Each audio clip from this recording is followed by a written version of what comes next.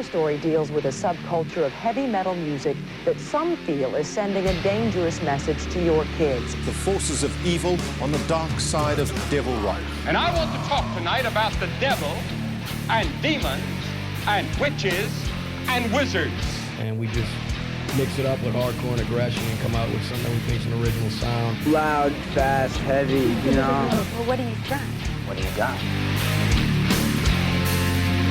You're listening to Riff Worship, the podcast that attempts to answer the age-old question, what makes a riff? Why do we care about riffs? Talking about some of our favorite albums containing riffs, talking to people who make really great fucking riffs. I'm one of your hosts, Austin Paulson. With me, as always, is my very, very best friend, the pride of Louisville, Justin Swindle. What's up, buddy? Hi. How are you? Evan, I don't know if you've probably never watched the show, but I also live in Louisville. I had no idea. So that's news to me. It's good to meet you, Justin. It's good to meet you, Evan. Yeah. You've heard the actual pride of Louisville on this call. He is a musician, a vocalist, lyricist, artist, illustrator, so many different titles. You may know him from such projects as Jaye Jayle and Young Widows. Their latest album, Power Sucker, is out now through Temporary Residence Records. First album in 11 years. I am, of course, talking about Evan Patterson. Thank you so much for joining us. Thanks for having me. Yeah, Louisville. Yes, it's a great place. Swindle, you agree? Yeah. Are you new to Louisville? I've lived in Louisville for 2 years now. I'm from Bowling Green. I've been in Kentucky my whole life. So have I. Yeah, I was raised in Elizabethtown, so I'm very familiar with Bowling Green. And Louisville's much better than Bowling Green and Elizabethtown. Damn. Much better. You hear that? All of our BG friends. Fuck off, Bowling Green. I also lived in Bowling Green for 10 yeyears, but I'm based in the Chicagoland area now. But Kentucky. I think maybe there are a lot of people who can make assumptions about the area or the state as a whole. What's your relationship been like with the scene since you got into it? Maybe what changes have you noticed? What assumptions do you typically hear from people? What would you like them to know? I mean, it is actually what most people think it is. Yeah. But it's a strange state. It's odd, but unfortunately, when I was 11 years old, my brother started taking me to shows, and we had this subculture education as kids, and it brought us out of being what the majority of the state is. And I hate to say that, but it's not the most lovely communities in all of the rural places of the state. And Louisville is the exception, of course, and Lexington. And I don't know, you all moved away from Bowling Green, so clearly it wasn't the right place for you. But Louisville is a fantastic place to live and be an artist. You can, I have multiple jobs in addition to playing music, but you can live somewhat frugally and not make a lot of money and be an artist and survive in Louisville. And it's changed, I would say, since 2020, where all of a sudden houses doubled in prices and that kind of thing, and the cost of living has doubled. But I think still you can find those sweet spots in the city and be able to afford to do exactly what you want to do, and maybe not have the biggest audience in Louisville. It's not the I would say the underground culture of Louisville is kind of always going in waves, and now it's on, I believe, an up, just because there's a lot of young bands in Louisville now that are making punk music and making underground music and hardcore music and indie rock music. And I feel like there was about a 10-year period where there wasn't a young scene, and that's vital for all of us that are involved in this since we were kids, and we'll never stop doing it.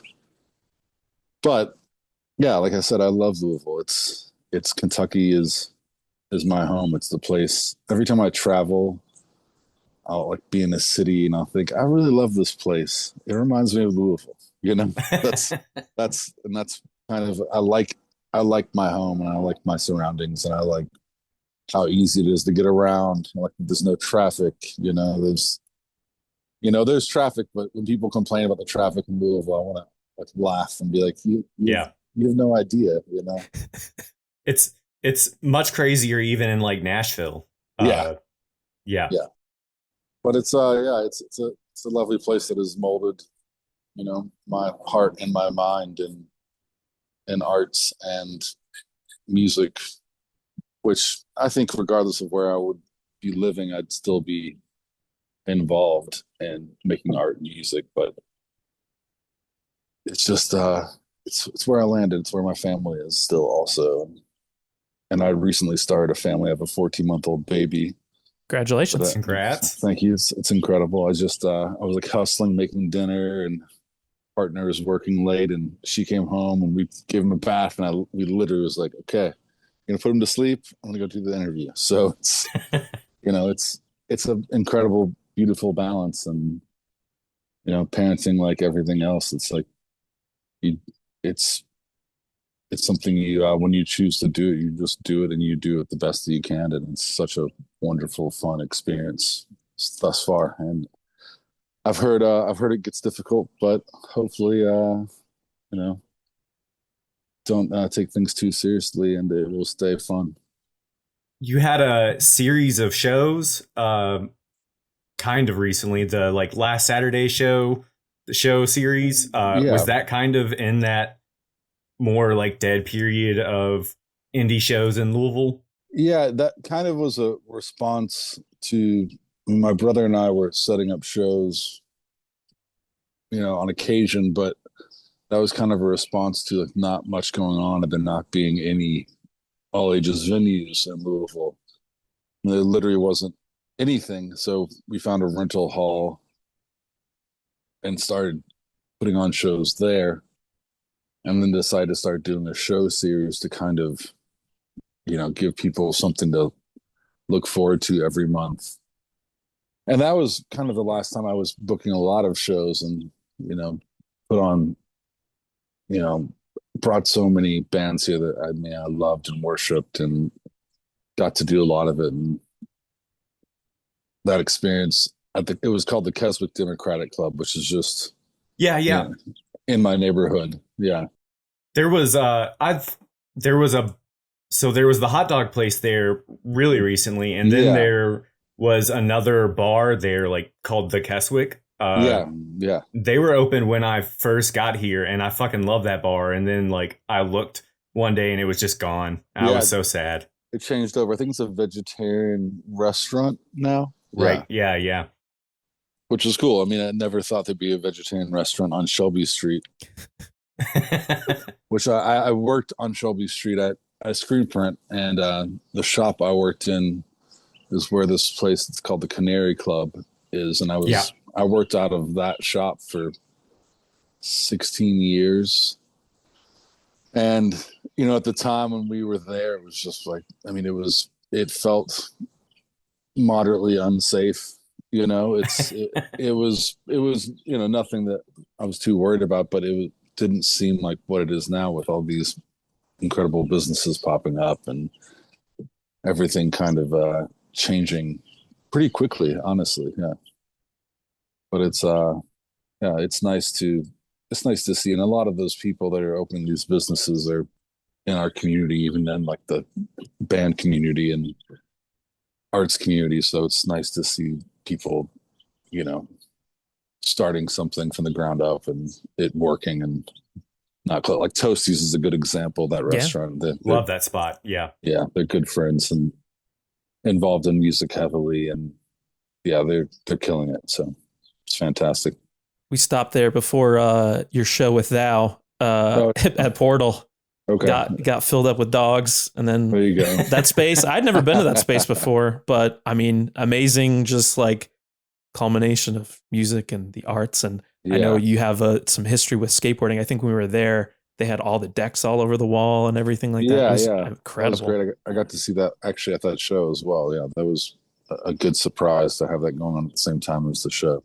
Is that a Swindle or whoever? Is that a fairly new spot? Like, I'd never been there before personally. Portal's had a couple locations, and I would say it's still new. You know, it's this current location. I think it's been about 3 or 4 years they've been working on it. And the bass player of Young Widows actually works in he's a carpenter, and he works in the wood shop. The people that own Portal do a thing called Rocker Built, which is, they're all in bands, and they opened up a fabrication and carpentry and, just a general construction company, more or less, that's run out of half of the venue space that fuels the venue. So Nick is very involved in a lot of the things that are happening at Portal, and not the booking but just with the building and the build out and that kind of thing. When we saw you were essentially on the cusp of this release now that it's out for a little while. How does it feel? How are you feeling, man? It feels fantastic. I mean, I'm very, very happy with the album. It's, to not have any output with Young Widows in 11 years, and to come back and write these songs and, make what we've made. I'm more than ecstatic just with how it all came out, and that we pulled it off, because it's difficult. It's not as easy as it was when we were kids, just to get together and write a record. And, I wouldn't say it was ever really easy then, but it's just harder for our schedules to line up. And that was a big part of this. It kind of seems to be a theme of when I'm talking to people about the album, but we generally have to rehearse or write and get together at 10 a.m. in the morning, because it's the only time our drummer, who has 3 kids, can get together. And when I tell most people that, they're like, what the fuck? Like, you're getting together and making this music at 10 in the morning. And I'm like, yeah, it's kind of fucking awesome though. It's I really love my morning brain, especially for creative times. It's like, I like to wake up and just get right to it. And in the evening, I think if I kind of stray away and get tired, and it's kind of feels more forced. But in the morning, everything's really just kind of wide open and fresh, and I'm ready to create something. So it was an interesting kind of compromise for Nick and I to say, okay, let's make this work and get together at 10 in the morning, because it's honestly the only choice we really have besides late in the evening, which we wouldn't be able to do. What made y'all so driven about like making that work now for like a Young Widows album? Like, since all that time has passed, what made y'all really want to get back together to do that? I think a lot of it kind of happened because I didn't purposely start doing Jaye Jayle more, but I kind of ended up starting to tour a lot with Jaye Jayle, and then was involved in my ex-partner's band, Ruth Rundle, and we were touring all of the time. Like, we, pretty much from about 2016 until 2020, we were, it was nonstop, hundreds and hundreds of shows, and also recording and just kind of bouncing back and forth doing Jaye Jayle and the Ruth Rundle band. And it kind of put a halt to everything Young Widows was doing, mostly because I just wasn't available. And when I was available, it was like, we can practice at 10 a.m. or anything else, and that was also difficult. But when the lockdown happened during the pandemic, it kind of got us feeling a little more, okay, we have all this free time, we should take advantage of it. And that's really what, some people hated the lockdown and that whole thing, but I was nervous about it the first 3 months, but then I got this unemployment money, and I got this thing, and all of a sudden I'm like, I can sit down at my desk and draw all day, and I can go practice, and it really opened up a lot of creative time that I don't really have and can't really do, because I have to keep hustling and keep working and doing I screen print out of my garage, and I also do carpentry and do just random things. I just will just kind of try to keep my hands in every bucket around me so I can never get bored. And with the pandemic, it was just like, okay, I can't do anything, and this is kind of fantastic. And now I can just do all these things that I really want to do, which is sit around and play guitar and write songs and draw all day. Damn. It was fantastic. And I've always said since I was I was really heavy into art as a kid and went to out of school classes, and my mother put me in, and just painting and sculpting, and just visual art was my main focus until I was out of high school, more or less, or just about to get out of high school. And which sounds young to be so heavily involved in that, but I always missed that, and then having this chance to return to that was huge, because I've always said, like, I'll make visual art again when I retire. And then the lockdown happened, and it was kind of like an early retirement, a temporary early retirement. So yeah. Did a lot of those pieces that you were creating in that space in the lockdown, is that what ended up on Songs Without Words or Sounds, that collection? It is, yeah. That's pretty much the entire.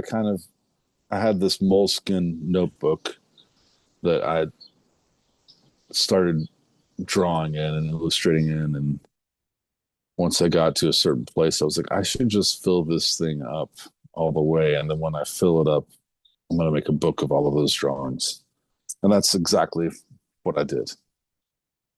And when I finished the notebook, I kind of was like, okay, now I want to make some bigger paintings. It's like I said, it's like to have my hands in every bucket around me and just searching for something new constantly. And then I did an art show last year and released the book and made these exterior paintings, which was like a thing I through doing carpentry work and painting the outsides of houses sometimes. So it was like, why isn't there more outdoor art, as in like frameable outside art?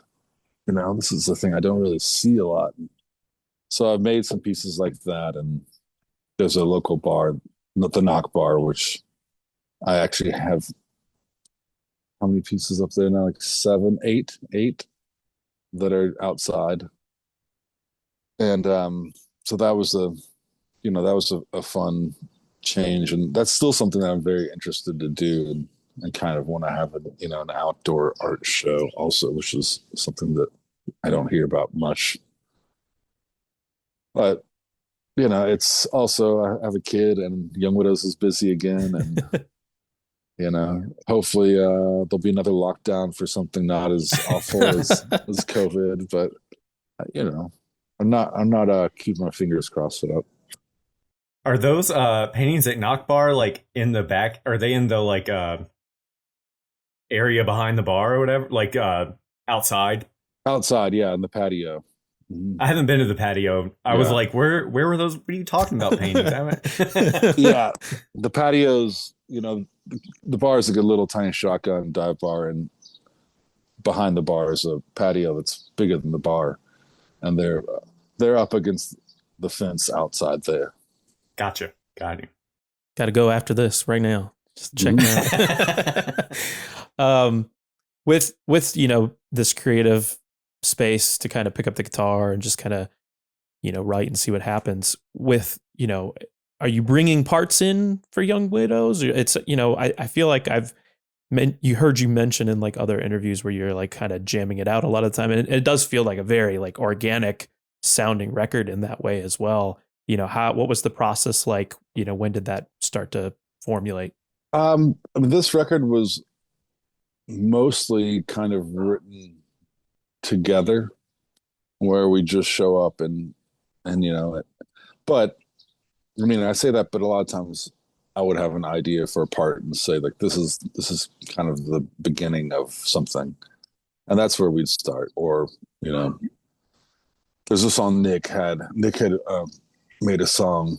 I made a whole record on my phone. Nick made a song on his phone also, and he's like, I really love this bass line. Can we use this bass line for something? And there's a thing we kind of started doing that we'd never done before on Easy Pain, where we'd ask Jeremy. Actually, it happened on In and Out of Ethan Lightness as well. We'd ask Jeremy to write a drum part because he's a trained musician. You know, he's like Nick and I are punk kids. They're just like want to, you know, be in a punk band and headbang. But it's Jeremy is you know, went to the school of Cincinnati and teaches drum lessons every day. That's his career. So every now and then we'll be like, okay, this song, you write the drum beat and we'll write a song to your drum beat, which ended up being on the new album. It was The Holy Net is the song that he wrote the drum beat, and we were like, okay, let's find some way to play over this, which I mean, honestly, that song ended up being one of my favorite songs on the album. And just because like when I think about what is going on in the song, it doesn't make any sense to me. And I'm like, this is brilliant, Jeremy. Thank you. Thanks. Did it a lot of your stuff from Breathe or Resist and Young Widows is like kind of mathy. Did you find it harder to like kind of reverse engineer a mathy part? Like you had to come up with a guitar part that was already written mathy?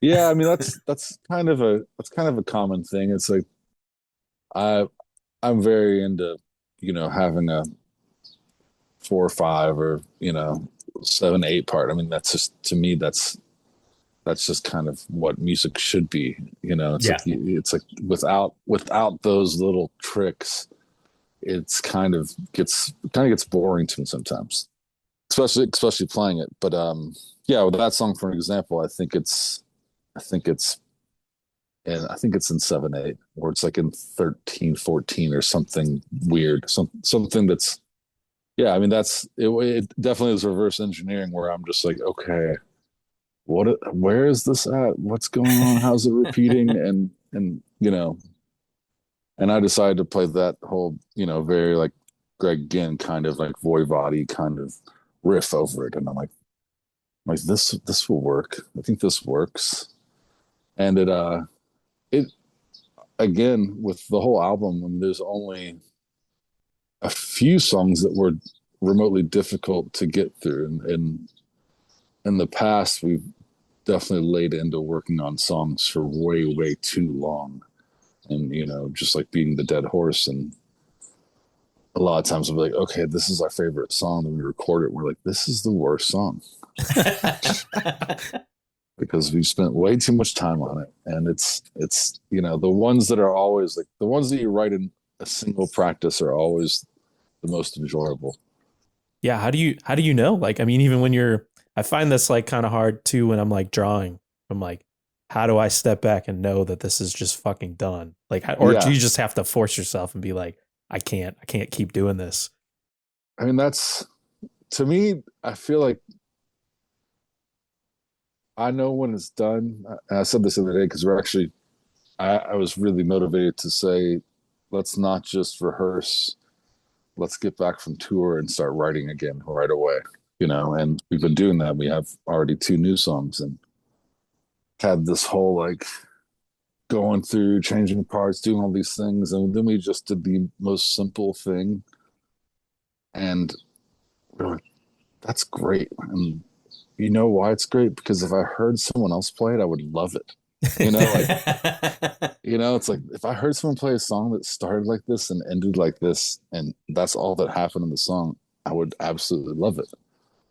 And, you know, I guess it goes to say the same with visual art, you know, it's song to song and it's, you know, piece to piece, and never really know when it's done until you just decide that it's done. Yeah. Did stepping away from songs help with deciding that they were like done?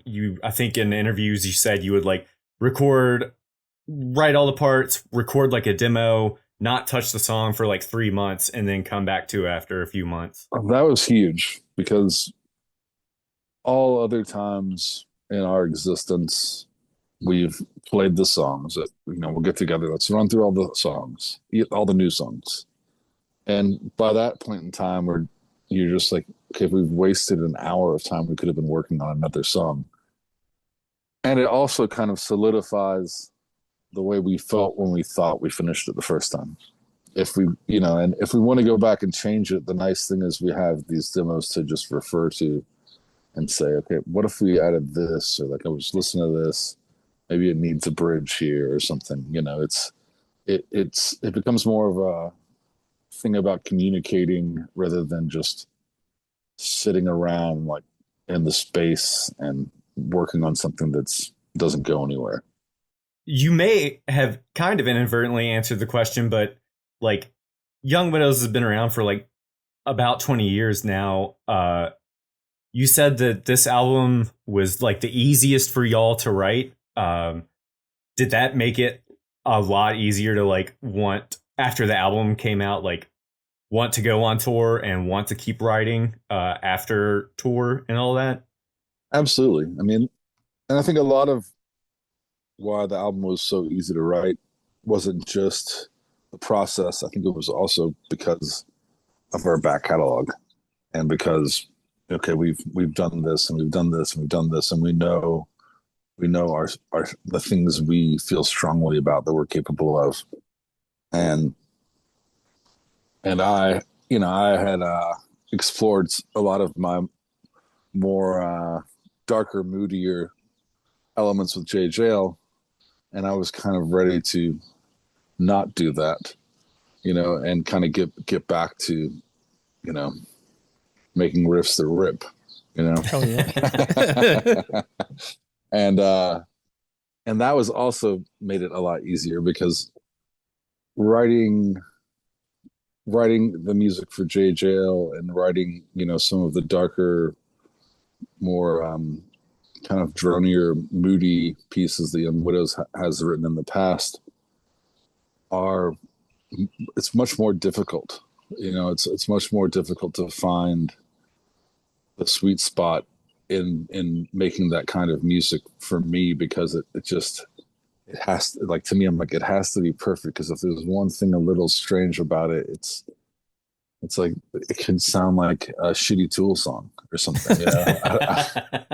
It could sound like not to say the Tool's shitty or anything. I'm just saying it could sound like a song that they don't even like that they have. It could sound like just something like, playing heavy music that I'm always like, this is like, and I'll say this about like even kind of more modern hardcore bands, and I've always said this, I'm like, this is like a hair away from being a new metal song, It's like, you change a little thing, this song could be awful, and it's almost a little too close right now, so let's just veer back a little bit and try to make it not be new metal at all. Yeah, well, new metal is coming. It's made its way back, so maybe it's intentional now that it's just a hair away from new metal. It's true. Yeah, maybe it is.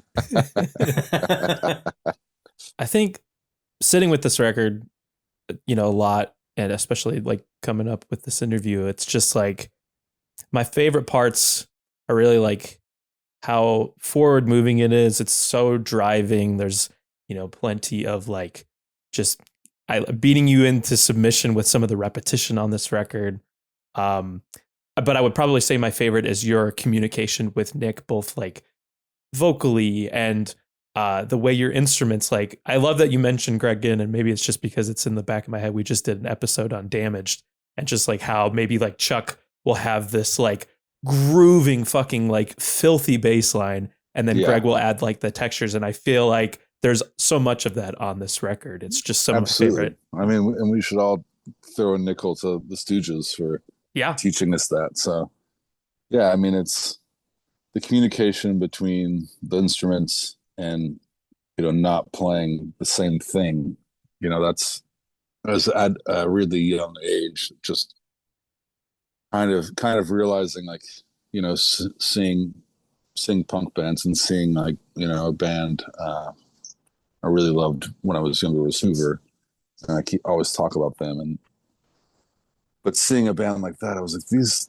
guys aren't playing the same parts at the like together. You know, they're all have their own parts, and it's brilliant. And it's, as a kid, it really impacted me and made me want to play guitar rather than seeing, you know, the more kind of straightforward punk bands where everybody's just kind of playing the same thing or playing along the same riffs, and it's, you know, I'm constantly telling Nick to play like the most sour notes. I'm just like, just play that.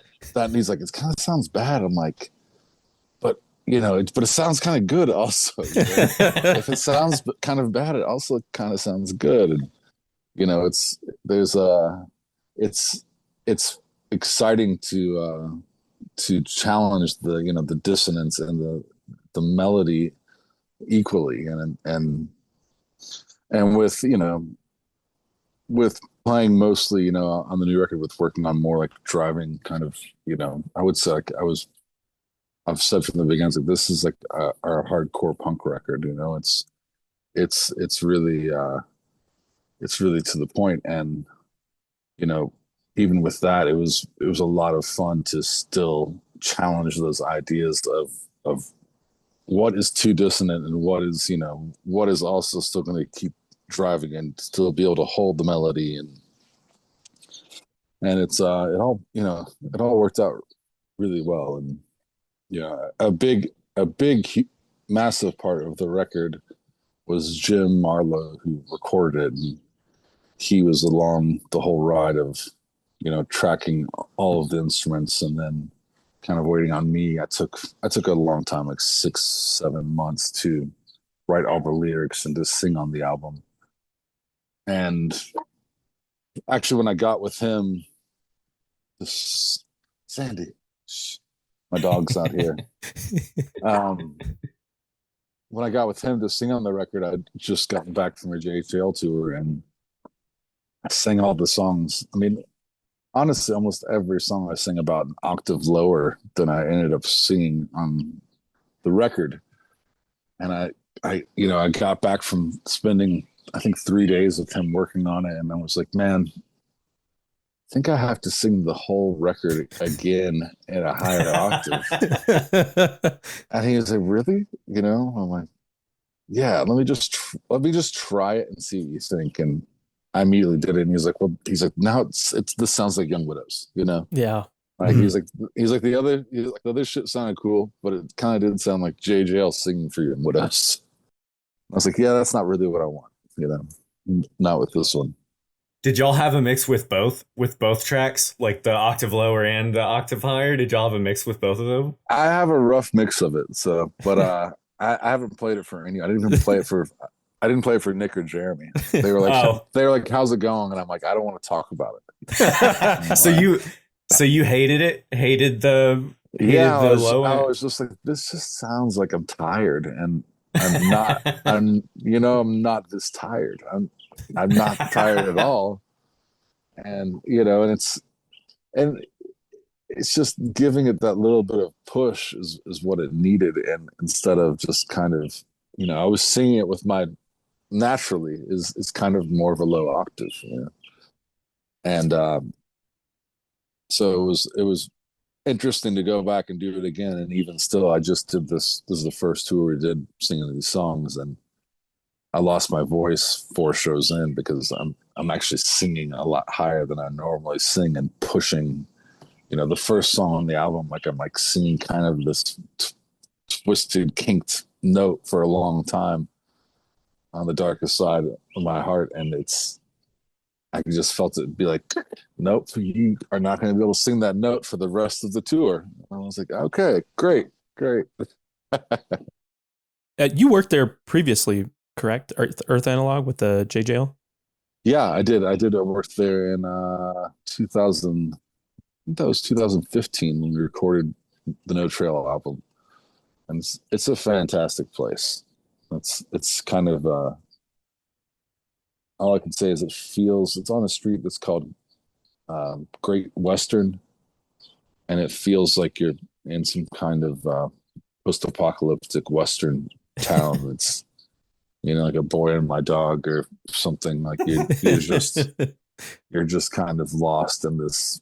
And the best thing about it is just the isolation. Interesting. And you just like knew like, all right, I had such a great experience here previously. Like this has to be the place we're recording this record.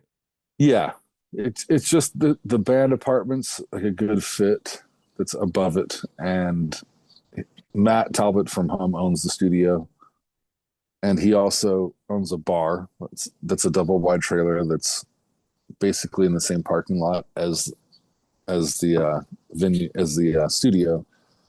So it's kind of this nice little weird alien small town. Well, I mean, small. No one. It's actually a golf cart community, which is odd. You can sit on the roof of Earth Analog and just watch the community that's kind of surrounding the studio all take their golf carts around town. And I met the mayor at his bar, which is called the Loose Cobra, and the mayor even had like a 10-person golf cart that he took to his bar. Hell yeah. I was like, this is kind of like vacation life for these people. It was awesome. It made me want to buy a golf cart and drive around Germantown. Oh, hell yeah. Get to the dude, Swindle rolling up to the Pearl in a fucking golf cart. Go to Toasties. Yeah. Go to the Keswick Democratic Club. What is me and a couple friends go to trivia at Atrium, but not the Atrium near you, the Atrium that's at fucking Norton's. Yeah. They all golf cart around there because it's like mad rich people, like I'm very wealthy people. I'm familiar with it because actually my partner lives out on a farm in Oldham County. So I'm splitting my time between Germantown and it's Crestwood and Oldham County. So we drive to go through Norton Commons often. Yeah. Gotcha. Yeah. Speaking of funny recording studios, I was watching an interview of yours with the St. Vitus person where he talked about recording at a funeral home or above a funeral home here in Louisville. Kevin Ratterman's old place. What did that used to be like? Oh, the old funeral home. And I guess that was the only funeral home really that he had. But it was odd because our hours had to be while there wasn't a funeral going on. So a lot of times he'd be like, okay, they had like he'd get the schedule of what the funeral home was doing. And he's like, okay, as soon as they're done, we can start. So I mean, a lot of times we show up and the parking lot's full of people and they're like in the parking lot smoking, everybody's just like has their head down. And I mean it was. And then you go upstairs. I mean, it was not a very chipper entrance, but then you go upstairs and Kevin's just like this ecstatic ray of sunshine and such a fun, pleasant person. And, but you're like, okay, there's dead people below us right now, and maybe their energy went into that album. I'm not sure. I was going to say, it would kill the vibe really quick for me. I mean, the vibe of the record was probably, the darkest, I guess, of the Young Widows records. But I think I had that trajectory, like personally and creatively going on at that point in my life, anyways. So it just added to it. Yeah. Well, aside from maybe differences in scheduling, how does someone like Jim compare to working with Kevin or like someone like Kurt? Like what made him the perfect person to record with on this record? Jim and I, we actually started a band together.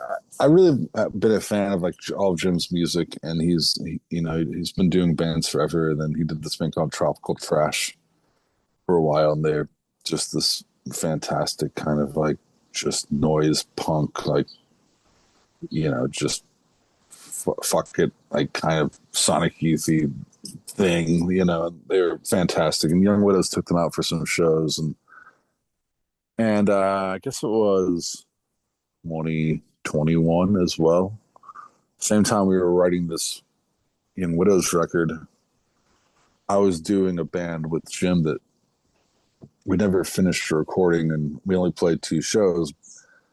But he and I just really started connecting about music in general and talking about music. And he's an improv kind of group called Equipment Pointed Onk. And he started recording with Seth Manchester, who's an engineer that I worked with on Alexis from Daughter's solo album, which is not available to listen to. But I was really pleased with working with Seth. And Jim was working with Seth. And then we just started talking about recordings and what records we think sound good and ideas about it. And I was actually just going to him and just doing kind of random songs. I had this idea to cover a Chet Baker album, which I only got about 4 songs into it. It wasn't a whole album, but it was like I wanted to cover all the Chet Baker songs that he sings on. And that kind of fizzled out, but I was having such a great time recording with Jim. And just our communication is honest and friendly, and and he was a buddy more than he was this person that we're employing. And just that alone, I just felt like we were in like really honest hands. There wasn't going to be, we were going to say like, hey, we want the record to, this record to me, while it's not just it doesn't have like the wild production things that maybe Kurt did on Old Wounds, and Kevin's just a really wild producer, and that's what I love about working with him. And with Jim, I was like, we want this to sound like it sounds when you go see our band. Like we wanted to have that feeling, because none of our records really have had that feeling. And that's what the whole plan was. And he was like, I think this is a great idea. And he had the right gear and the right mind and the right heart. And I think I was just back in there. I'm working on another Jaye Jayle album, and I was back in there with him recording last month. And yeah, it's easy. There's something about it. It kind of takes the work out of it and turns it into this very casual, experimental, yet like comfortable zone that I really love to be in. And not to say that I do like changing who I record with, but Jim right now is my guy. So yeah, it's nice to have one. I think you definitely achieved that. Listening to it, it feels very intimate, and like it took me back to that show at Portal 100%. It sounds fantastic. I think some of my favorite moments too are like the variety in, because like I feel like at times it's very minimal, but then it's like here's just a wall of fucking sound. Like this is the filthiest, nastiest, blown out thing. Great rock record. And I was so curious, like, your variations in like distortion. Like, what are you guys using? Because I love that the variety of just the effects and the tones on this record is really cool. A lot of that was actually Jim's idea. He was listening to it, and he's said to me, he's like, I think you need to do some like DI overdubs. And I'm like, okay, and just like, let's just go direct through some distortion pedals. And honestly, I don't even remember what distortion pedals we used. They were just like shit he had. I have this also a fun thing with Jim where sometimes I just like to show up at the studio with nothing, so I don't use my go-to things. So something new will happen that I don't know, I don't have any control of. Something spontaneous. So a lot of the overdubs were done with this like late 60s Japanese made foil pickup guitar, and it's it's a little tiny guitar. I don't think I could ever play it live because it's so small, and I'd look like I was 8 feet tall or something. And yeah, he was like, let's just do these parts. Let's do this part. Let's do this part. Let's do this part. And it really just added this kind of closeness on those moments that weren't there before. It felt like very, very spacious and very wide. And then when we added these guitar overdub moments, it really like all of a sudden would make it kind of close in on you in this pushing nice way. So thank you, Jim. Thanks, Jim. In addition to this being like the easiest album for y'all to write and record, you said that y'all actually wrote 3 songs like while recording, which is the first time that it happened. Would you ever has it made you like consider writing a whole album like on studio time, essentially, like not coming in with anything? I've already joked around about that, and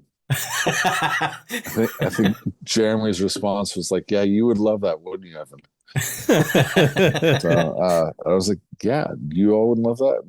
You know, I think Jeremy likes to think about his parts, you know, a little bit more than I do, and I'm kind of in this immediacy of writing phase. You know, just kind of getting out of overthinking, and you know, I would love to make a fucking album in the studio. It'd be a dream come true. You know, that's actually, speaking of the record that I worked on with Seth Manchester, was Alexis from Daughter's solo record, and the whole thing was done in the studio, and it was just me and John, who drums in Daughters, mostly jamming, just kind of like, okay, I play a drum beat, I'll play a part, you know, and yeah. It was a really, really fun experience, and kind of influenced me more to be more spontaneous and more just, let's just write in person, and then don't overthink it. Don't, like, you know, don't make this more stressful or harder than it already is. You know? And that session was really, really fun, and I don't think I tuned my guitar with a tuner once during the whole session. and that's the only time that's ever happened in my entire life, because I wasn't playing to anyone else besides the drums. And I was just like, this doesn't really matter what tuning I'm in. And I would just, every song I'd kind of just move it around and make it sound like something else and go. So, It's very, very Greg Ginn, you know. Talking about songwriting and you know, approaching guitar, you know, one of the questions we like to ask a lot of people on this show is, you know, what makes a riff? I feel like, you know, your approach to playing is, you know, it has a lot of feel, and I feel like it's not like your typical like cut and paste, like, hey, this part you have to go here, blah blah blah. What to you makes a good riff? What do you look for? What do you gravitate to as a listener or a musician? You know, it just depends. Depends on the song, clearly. But with Young Widows, it's kind of the urgency. Depends on the moment. You know, it's really hard to say. I mean, I'm trying to think of a song or on this record that has a riff that I'm like, this part and the idea of this part. You know, I would say the first song on the album, okay, you know, which is the most simple drop D riff that I honestly will never get tired of hearing anyone go over and over and over and over again. I love it. Like, I love it. And it's a plane coming over again. Yeah, with that song, it's like, let's just do this, and we don't really need to do that much else, because we all like to hear this. This is what makes that riff so important, is because it will never get old to hear something that simplistic. It will always be exciting to hear someone play that. And you know, I mean, you could play any drum part, any drum beat on top of that riff, and it's gonna rip. It's gonna be fucking perfect. And thanks Carp for doing that. But it's the guitar. With writing a lot of the In Widows riffs, I think a lot of it starts. I'll come up with a lot of times it's a guitar part that might be a bass line, and Nick might come up with a bass line that I end up using, writing to. But something like just one of, I think, our best riffs as a band would be Old Skin, which is a kind of a moving riff, and it kind of has these, like, the guitar progression has, it's in a phase of like 4, and it doesn't repeat itself but twice in the song, and it's, again, super simplistic. It has this little, like, I call it like the Led Zeppelin thing, like the ga-boom, ga-boom. And it has that in it, which is like, that makes a good riff also. Like, if you just throw that in there, ga-boom, everyone's going to be excited. And, it's like an air drum moment. It's, you want those in riffs, and you want those in rock music. But then, then it gets kind of more intricate and goes into, like, when it gets into the more of the, like, ambient and moodier, and I'm not afraid to put on a bunch of delay and reverb and like kind of go through a melodic noise moment, and those are, to me, equally, if not more important than the best rock riffs, because they give you some kind of dynamic between the two moments of the song, and that's to me what is really exciting about doing a band like In Widows, is we can have all of those moments, and there's not a set guideline to our riffs. It's very wide open. That's perfect. And maybe we kind of mentioned on it a few. Do you remember some of those, maybe those first riffs that you heard, or that someone shared to you that you're like, I have to learn how to play this? Do you remember any of those, like, sticking out to you? One when I was younger, which has kind of come up a lot more recently, was the band Dead Guy. I really, when I first heard the Dead Guy album, I was just like, this is something I want to learn how to do. Like, I don't understand how you make music that sounds this nasty and kind of angry and driving. And I don't know if I ever actually learned any of their riffs. I've never been a person to, like, learn other people's songs. But but it goes. My dad was a big record collector. There's so many things. It's like the first time you hear Riders in the Storm when you're a kid, and you're just like, this is incredible. You're just like, it is overwhelming to hear a good bass line, or like a good, a great guitar part. And I'm trying to think of something else that kind of has hit me more recently. You say you're not one for learning other people's songs. I mean, you flipped Help on its fucking head. That's so sick. Well, I didn't learn how to play it how they played it. This is, yeah. Oh, So man. that, to me, that's boring. I'm just like, Yeah. yeah. And then Young Widows has done that, like, with 3 Nirvana songs. We did these collections, and Right. and I think it upset a lot of people. They're like, smells like Teen Spirit. I'm like, yes, it is.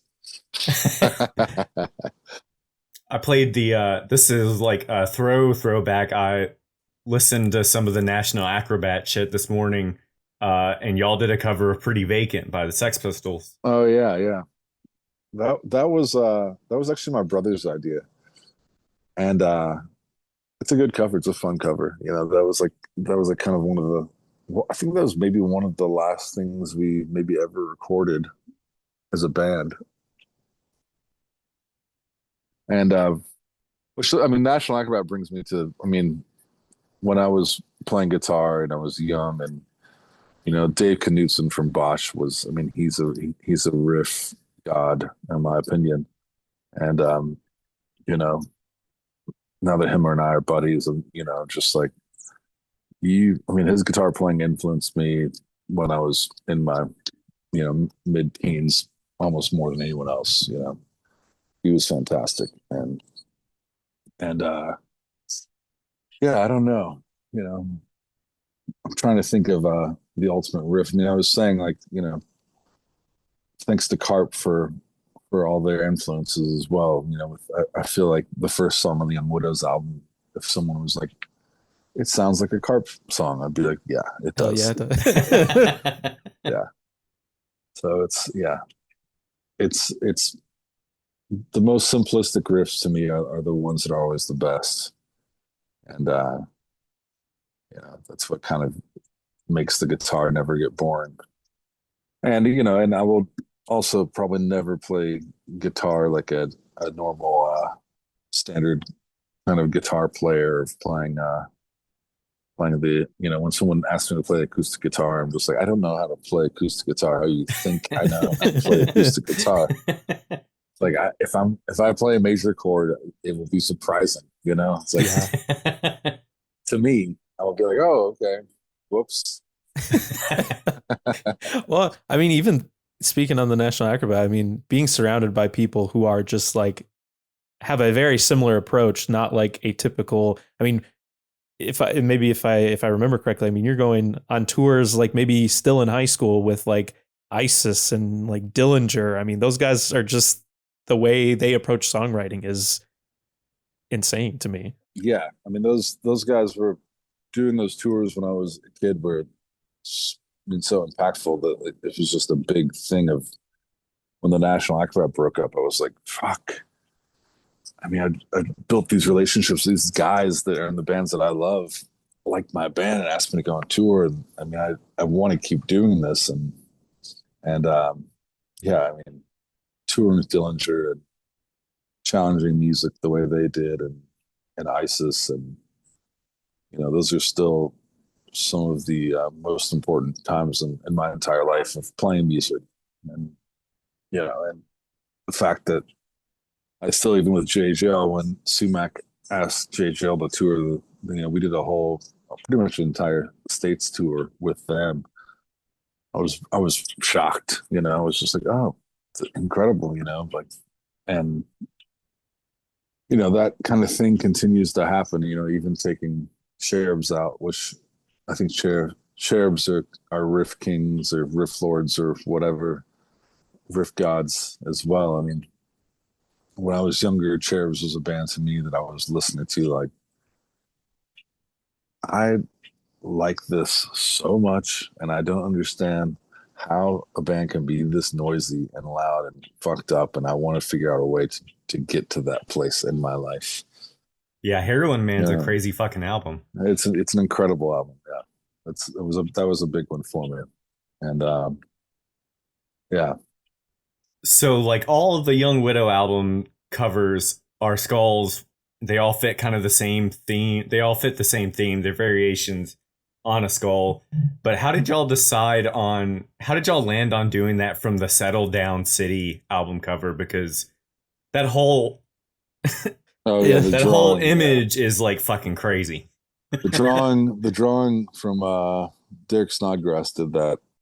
It's actually a funny story. We were doing that album and I didn't have artwork, and I was a big fan of his artwork. He's a tattoo artist, and he's from Louisville, and we do a lot of art for bands and friends in town. And he had made a little zine of drawings, and I asked him if I could use that drawing as the cover art. And he said, sure, how much will you pay me? And I was like, how's $5? And he was like, okay. He said, okay. And I was like, okay. And he's like, all right, yeah, go ahead and use it. It's fine. And which is funny at this point, you know. But I think the kind of thing that happened after Salon City was with Dave's drawing of the skull head with the eyes, and that was kind of something him and I had talked about a bunch to get to the place where, like, it was like, I just think it should be just like an image on a black cover, you know. And I've always kind of referred back to album covers, and I'm like, I just love the way the Misfits skull looks on a black background, and that's a thing to me. I'm like, that's a perfect album cover, is just a head or skull or face on this solid black background, and also to treat the covers to be kind of more about the artist and the art rather than just being an album cover, something that, if you buy the album, if you don't even listen to records, you could hang the album on your wall and it doesn't say Young Widows giant in this big giant font across it. Like, that's something to me that it's exciting to share all these artists' work. And, Dave, who did the skull for Old Wounds, he said many times, he's like, man, before you had me do that cover, like, I feel like no one really knew who I was. And he's worked with so many bands now and artists, and has a really great career as an artist. And yeah, I mean, that's the basic idea, is just to be able to share other people's art without it feeling like an album cover was the general idea. It's so interesting to see everybody's kind of interpretation of that throughout your discography. And even, this most recent album artwork with Rich looks amazing. Thank you. Rich, obviously, I know you had kind of set up a bundle to kind of, raise some benefit funds, even just kind of doing like some research on the band, really, and just reading into it. I mean, like, really, your whole career seems like it's tied to like people you have met throughout your entire life. With Rich, it sounds like, you had met him perhaps like during the National Acrobat Days. He booked maybe your first show in New York. Yes. Yeah. Yeah. Rich was the promoter of a Converge, Cave In, Most Precious Blood, Nora, Hope Conspiracy, and the National Acrobat. God damn. I think that was all the bands. There might have been another band on it, but it was it's like, it sounds like a festival almost. But so we get to New York, and I'd never met Rich before, and he was, just incredibly kind and excited. He slipped us some extra money, which I felt weird about at the time, but I don't think I ever told him about it until he died. And I was like, this is, just the most kind-hearted guy doing music. And he brought so many bands to New York that probably would have never had a chance to play in New York at a weird time. I think to be even playing shows in New York, I think things kind of died out for a while. It's more difficult to get shows there as hardcore bands or punk bands. And I got to play CBGBs, which was very exciting, even though it was fucking falling apart. It was pretty rough by the time I got there. Yeah, we've heard stories on this show about perhaps the bathroom not being the greatest. Yeah, it was not the greatest. Yeah. Well, I love that, his piece will, forever live on that cover. Yeah, it's incredible to have to be able to share that. It does break my heart that that he's gone, and that I don't, selfishly, I'm like, I don't get to share the record even coming out with him. But when I asked him to do the artwork and we kind of finalized it, he gave me a call, and he was literally in tears. He was just like, buddy, I don't know what to tell you. Like, I wanted to make an album cover for my entire life, and I've tried to push it on to people, and they've all said no. And then you just reach out to me out of the blue and ask me to do this, and just thank you so much. Love you. And I'm like, yes, yeah, of course. Like, it's a perfect match. Yeah. That's fucking great. Yeah.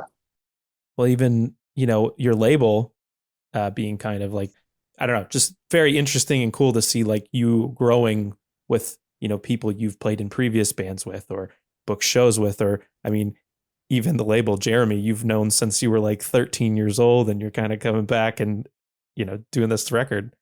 Yeah. It's funny. Jeremy, I met him really young as a kid, and he was a skateboarder kid, and he was like, I don't know if I remember you. I was like, I don't know. I probably looked like I was 23 when I was 11. And I was already 6'2" or something when I was 11, and yeah, working with him and even all his work with reissuing 90s records and great Louisville music that is important to him, that probably isn't important to that many people in the globe, but he's really passionate about releasing music from Louisville and sharing this with young widows. And when I told him we were making a record, he was like, just when I thought I should stop doing the record label. I feel like he says that every time though. He's lying. He's always lying. He is. I was like, you said that last time. Well, I don't want to take up too much more of your time. The record's out.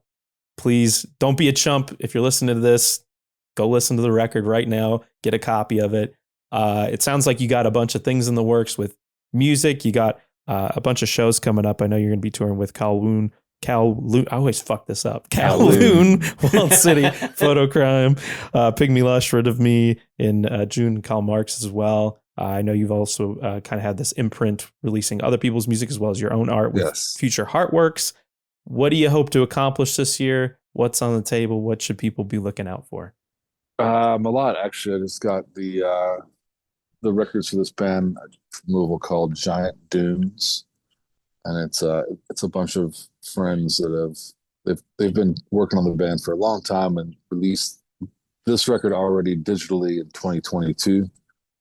And I'm now, they actually, I went to their show and they're like, the record's out, but there's nothing really for you to take home with you. And, kind of left an impression on me to be like, I should help these guys get a record out. And kind of was always in the back of my head of like, if I ever started a label, I'd like to get this record out. So this is the 5th release on the label. And I released a record for Lacey Guthrie, and she's just this like powerhouse songwriter that, is an incredible force in music. And Giant Dunes is a band that, again, that's just like this, I don't even know how to describe what they're doing. It's like, I was writing a bio for them, which I hate writing bios, and I'm like, does this sound okay? And I was like, post-prog, lounge, folk, jazz, rock, played by midlife punk rock kids, and they're just like, yeah, that's cool. It's exciting to release records for friends, and it's a band called Copiers that I'm releasing 2 LPs for, and one's a 2-song LP it's kind of like this really, I think what they're doing is incredible. It's just like kind of improvised, like cacophony of punk and hardcore and krautrock and experimental synth, and it's it kind of, to me, it sounds like PIL without singing. And so I'm doing 2 records for them, a full length and just a 2-song EP that's 2 10-minute songs. And then after that is a record for Victoria, my friend Tori Fisher. And it's this, she's the partner of Neil, who drums, and Jaye Jayle, and she's sang on a lot of the Jaye Jayle albums. And she has it's a 7-song album, and it's just kind of this brilliant minimal folk, but it's like really, really big and beautiful. Jim Marlowe recorded that. It sounds fantastic. And then the bundle was like the 10th release because I thought I would have all these other records out before it.